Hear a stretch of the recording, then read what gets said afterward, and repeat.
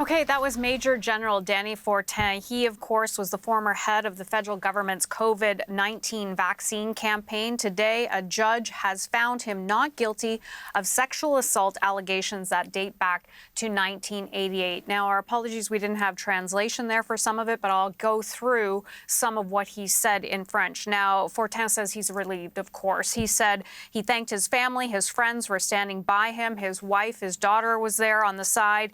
He said he never did what he was accused of. And one of the things he did say, which was quite interesting as well, is that he says he can see the complainant genuinely believes she was assaulted and that victims of sexual assault need and deserve our support. And he reiterated in his testimony that he never entered the room that this woman says he entered. He never entered the woman's room on the night in question or on any other night in school. He said that this has hurt his career, his reputation, and his family, and said he is proud to have served and is considering his next steps. One of the other very strong words he used in French is that he said he was treated like a pariah in his own organization. Let's bring in the CBC's Sarah Galashan, who is listening along with us. Sarah, what more can you tell us? Well, he also, Hannah, said, importantly, I am not guilty, and I am innocent. And I want to tell you a little bit about what the judge has said in that courtroom. Judge Richard Meredith saying that he does believe the complainant was sexually assaulted and called her testimony sincere, but was not convinced without a reasonable doubt that it was Fortin who committed that sexual assault. That there were some significant contradictions that were raised within her testimony. And of course, we cannot name her. There is a publication ban because this is a sexual assault trial that we're talking about here. But for example, she had told military investigators that when she heard Fortin's voice, that she recognized it right away from the night of that assault. But when in court and when she was testifying during the trial, she said that during the time of that assault, he did not speak. She also said that she recognized Fortin because she was a military college student with him back in 1988, and that she saw him regularly, day in and day out. But in fact, the court concluded that they were not together day in and day out. There were some other things that happened during that trial as well. She had, her then boyfriend did testify, and she had said that she had, right after that sexual assault occurred, gone to her boyfriend and told him what happened. That boyfriend, that former boyfriend in court, was unable to verify that in fact conversation had happened. He did not recall it. Her roommate as well at the time said that she did not recall that the event took place, but importantly told the court that it's not that she, not to say that that event didn't take place. And very importantly, I think that the court is saying, the judge is saying here, that it's not that the accuser here is not believed that she was sexually assaulted, but there is reasonable doubt as to whether or not Fortin was the guilty party in that sexual assault. A sexual assault that happened in the nighttime. She alleges that she woke up and found a man holding her hand against his genitals and using it to masturbate, and she had alleged in court that that was Major General Dany Fortin, but the court has now acquitted him of that charge of sexual assault. Hannah? Okay, Sarah Galashan, thank you for the latest on that. Our own Ashley Burke is down at the court. I just want to bring you one comment from down at the court. The Crown, Diane Legault, says she's disappointed by the judge's ruling that found Major General Dany Fortin not guilty of sexual assault. That's the only response we have from the Crown at this time. We'll continue to bring you more on that. And we want to bring you more on that and dig into the story a little bit more. Megan McKenzie is a professor at Simon Fraser University, and among her specialties is military culture and gender. I want to thank you for joining us on the program today. Thank you for having me. First, let's start with your reaction to the acquittal of the one count of sexual assault. Well, I think many who've been watching this case closely, I think will not be surprised. I think with these historic cases, the burden of proof for sexual assault cases is so high in any instance. But when you have a historic case, the burden of proof is often very high.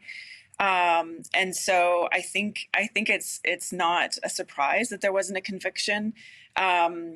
And I think it's important to recognize, and I think it was important that the judge and Fortin acknowledged that they believed that this individual, that the claimant had been assaulted. I think that's a very important point. Now, just expand on that, why that point is so important. Well, I think it's important to acknowledge that victims very rarely come forward with false allegations.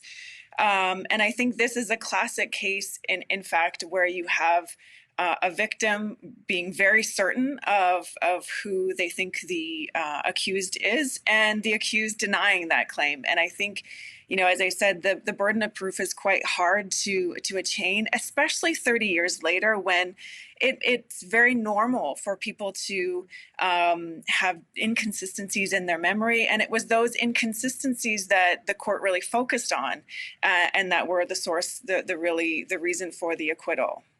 Now, there are a number of other senior military people facing sexual assault allegations. What does this do for their cases? I think it doesn't necessarily do anything directly to their cases. I think what it does indirectly for individuals who are considering coming forward, and I think what we had hoped for advocates of sexual assault is that all of the attention to sexual assault in the past few years, which has been really devastating and difficult, but that one of the positive outcomes was that victims who had not come forward, who had these historic cases, who had these incidents that they had not raised, that they would feel emboldened and supported to come forward. And I think these kinds of verdicts and the process that we see victims having to go through, I think can be a deterrent for future victims who feel like, if the burden of proof is so high and the process is so devastating sometimes for victims, that we may not see some of those individuals come forward that I think victim support advocates would like to. Let me ask you about the fact, and I think we can show the pictures again. Today was the first time Major General Dany Fortin arrived at court without his military uniform on, without his military medals. He has about 10 of them that he was typically wearing to court.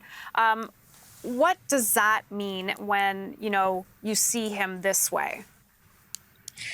I think it's very important, and I'm happy that the policy around this changed. Even the Canadian Defence Forces acknowledges that the military uniform is worn to evoke sort of the stature of the entire institution. And so when you have a service member wearing a uniform in court, it does signal something to the judge, or if there was a jury, a potential jury. And remember, medals are actually only meant to be worn on special occasions. They're not meant to be worn for daily occurrences. So it was very significant that Fortin chose to wear his medals in addition to his uniform to previous court appearances. Now, one of the things I want to ask you about is Fortin opted to be tried by a single judge over a jury. Could that have impacted the outcome?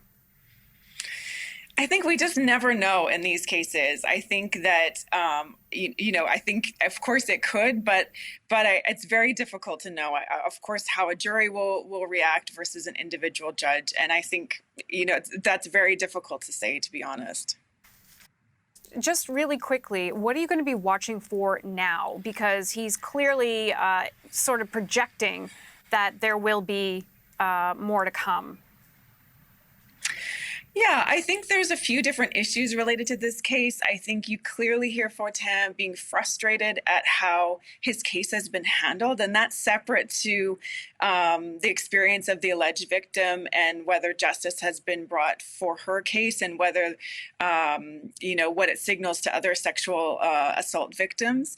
I think the broader picture in terms of all of the allegations brought against senior military leaders in the past 2 years, we haven't seen a single individual convicted. So I think that's important to keep in mind as we move forward and understanding whether broader cultural change and accountability is part of this process of renewal for the Canadian Defence Forces. Okay, I'm going to have to end it there. I really appreciate your time today. Megan McKenzie, professor at Simon Fraser University. Thank you so much for your time. Thanks for having me.